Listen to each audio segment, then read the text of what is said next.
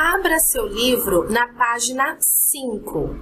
Nessa parte do livro, lá no título, tem a pergunta: por que os ambientes são diferentes? Que foi aquilo que a gente conversou até agora. Por que será que tem diferentes biomas no mundo todo? Para a gente entender isso, temos que olhar diretamente para o planeta Terra. Dê uma olhada que o planeta Terra, lá no espaço, ele não fica retinho em relação ao Sol. Ele é levemente inclinado. Por ser inclinado, observe comigo o que acontece. Então, antes de ver o efeito dessa inclinação, vamos relembrar como o planeta ele é dividido. Então, primeiro, aqui na parte central, ele é dividido de maneira imaginária, não existe essa linha. É só para a gente conseguir nos orientar no nosso planeta. Aqui no meio, então, tem a linha do Equador. Aqui, ó, bem aqui no meio, a linha do Equador, que divide o planeta em polo norte e polo sul, ok? Entre a linha do Equador e o polo que está em cima ou aqui embaixo, tem outra linha imaginária. Essas linhas são chamadas de trópicos. Aqui em cima é trópico de Câncer e aqui embaixo é o trópico de Capricórnio. E olha só que legal. Eu venho de uma cidade chamada Maringá, que fica no estado do Paraná. Ali na minha cidade, se existisse essa linha, ela passaria por essa cidade. Será que na sua cidade também acontece isso? Se tiver, compartilhe comigo na próxima aula, certo? Bom, vamos entender aqui.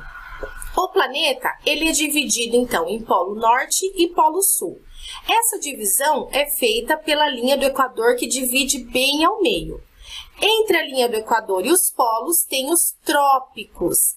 De maneira que essa região aqui toda é chamada de região tropical, porque fica entre os trópicos. Ok? Mas perceba que a Terra, ela é inclinada, ela não é retinha em relação ao Sol. Veja com atenção que o fato da Terra ser inclinada faz com que algumas regiões recebam um pouco mais de luz e outras menos. A região, então, tropical, ela recebe muita luz o ano todo, porque está bem na parte central do planeta. Conforme a gente vai para os polos, seja polo norte ou polo sul, a quantidade de luz vai diminuindo. Observe aqui, por exemplo, no polo norte, que aqui, nesse momento, quase não pega luz. Por outro lado, o polo sul fica iluminado o tempo todo. Olha só, como a Terra é inclinada, a região norte recebe uma quantidade de luz diferente da região sul. E nós vamos ver mais para frente que isso inverte, ok? Mas nesse momento é importante a gente entender que na região tropical recebe muito a luz o ano todo, porque está bem na porção central aí do nosso planeta. E em direção ao polo vai diminuindo a quantidade de luz. Então, aqui, provavelmente, recebe uma luz não muito forte, também não tão fraca, e a gente vai perceber como isso interfere na formação dos biomas. Por exemplo, aqui nessa região tropical, tem biomas que têm uma temperatura muito alta o ano inteiro. Aqui, já nessa região, tem a presença de biomas que a temperatura é equilibrada. E bem aqui ao norte, biomas com a temperatura muito fria, como a taiga e a tundra, certo? Vamos rever o mapa da página 6 e 7. Olha só, aqui mais ou menos nessa região, passa a linha do Equador.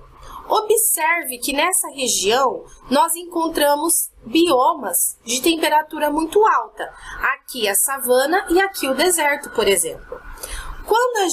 Aqui também é importante a gente lembrar que é uma região tropical.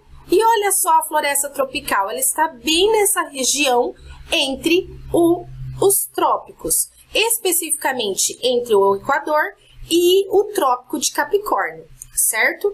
Observe aqui, ó, ao norte, que tem a taiga, e mais ao norte ainda a tundra, porque aqui são regiões muito frias. E elas são muito frias porque a quantidade de luz que chega ali é pouca. Logo, se chega pouca luz, não fica tão quente. É uma região fria. Agora, você consegue entender por que parece que os biomas eles estão concentrados sempre na mesma linha horizontal. Porque, como a Terra é inclinada, a faixa de cada tipo de linha imaginária recebe uma quantidade diferente de luz. Lembrando que aqui a região central sempre pega muita luz, porque mesmo a Terra estando inclinada, o meio dela, que é a região do Equador ou a região tropical, sempre estará com uma grande quantidade de luz. Legal, não é? Vamos observar isso fazendo algumas atividades. Lá na página 9 do seu livro, nós vamos tentar descobrir que tipo de paisagem ou que tipo de bioma é a partir da quantidade de temperatura e umidade. Olha lá a questão 3, acompanhe comigo. Os gráficos abaixo apresentam a temperatura média e a quantidade de chuvas anuais em 3 biomas: deserto, tundra e floresta tropical. Leia-os com atenção e identifique a temperatura média e a quantidade de chuva da área em destaque. É essa área aqui em destaque que nós vamos analisar deste mapa. Depois, identifique a qual bioma cada gráfico corresponde, ok? Vamos olhar aqui com atenção essa região em destaque. Essa região em destaque em relação à temperatura, como é aqui, ó? Essa região tem temperatura muito fria, ok? Em relação à quantidade de chuva, como que é a quantidade de chuva? O que está escrito aqui no mapa? Muito seco. Que tipo de bioma será que é muito frio e muito seco? Qual desses biomas? Deserto, tundra ou floresta tropical? Vamos olhar o mapa de novo. Qual desses aqui, tundra, floresta tropical ou deserto, será que é muito frio? Olha só pela imagem. Desses 3, a tundra é a mais fria. Logo, o bioma que tem temperatura muito fria e é muito seco é a tundra, ok? Vamos analisar o próximo. Aqui, a região em destaque está nessa parte aqui do gráfico. Nessa parte aqui do gráfico, como é a temperatura média? Você consegue dizer? Qual é a temperatura média dessa região aqui do mapa? É muito quente. Olha aqui, ó. Muito quente. Predomina aqui nessa região. Em relação à quantidade de chuva, nessa região, como é a quantidade de chuva? Muito seco.